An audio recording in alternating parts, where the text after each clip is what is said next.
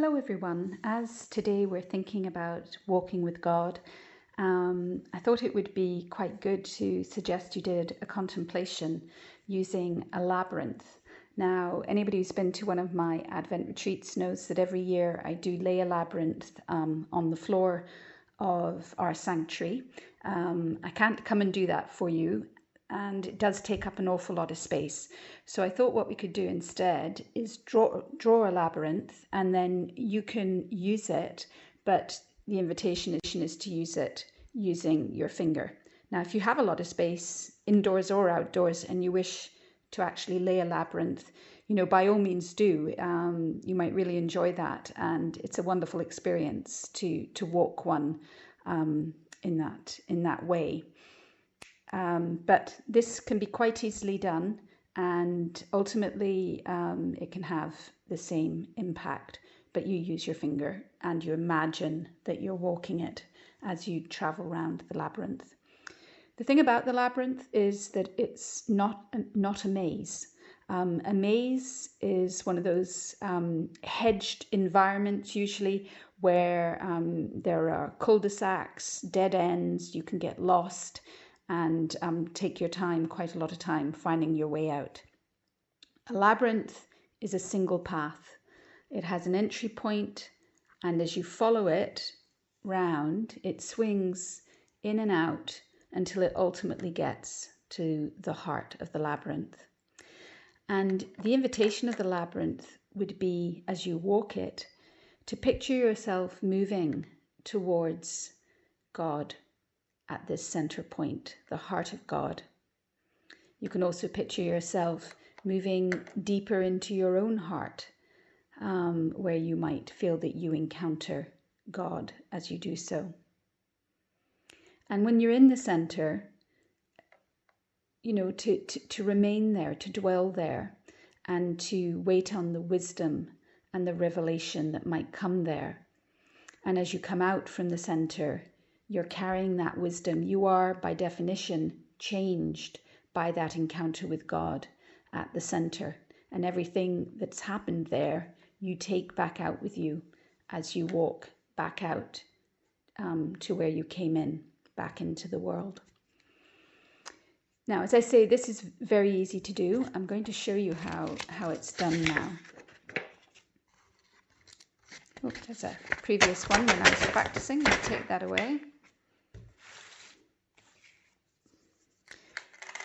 And this process, it begins quite simply with drawing across like that, with its axes that are relatively equal. And then in line with these endpoints, you put a dot in each of the corners, like that.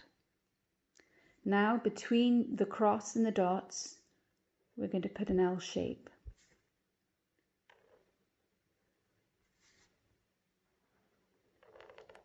Okay, like that. And now we're going to begin to create the arcs and to join up the points.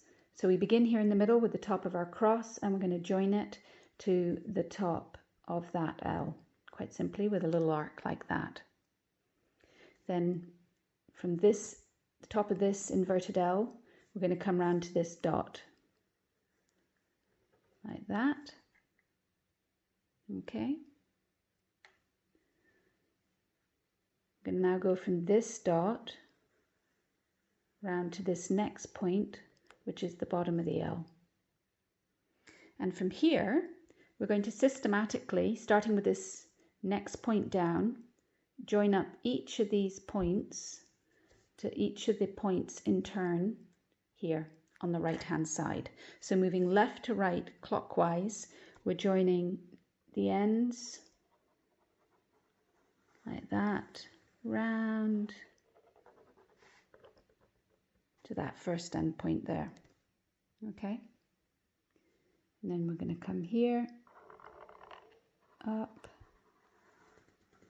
round to the next end point there.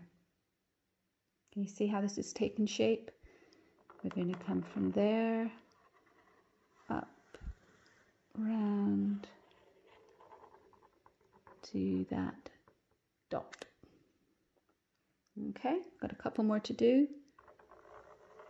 Keeping equidistant between the lines isn't necessarily very easy. Around we come.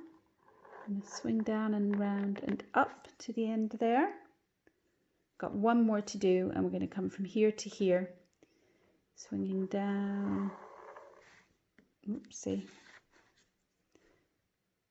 round and up. Even the wiggly lines are quite significant because, you know, the path of life isn't always absolutely equal. So when you're drawing this, if you end up with some wobbly bits, well, that's probably, true and symbolic of what life is actually like. Sometimes the path is narrow, sometimes the path is wide. So I shouldn't worry if you don't have absolutely perfect equidistant lines. But there you have it. I mean, it's as simple as that. So just to remind you, you begin by drawing a cross, then you draw 4 points outside your cross, between the cross and the dots. You put in the L's, and then really you're gradually joining left to right in turn, each of the left-hand points to the right-hand points. So it's probably going to be easiest for you to watch this again and then have a go. Alternatively, you can go onto the internet. There are plenty of websites and places there where you'll find people showing you also how to do this. So I wish you all the best with that, and travel well.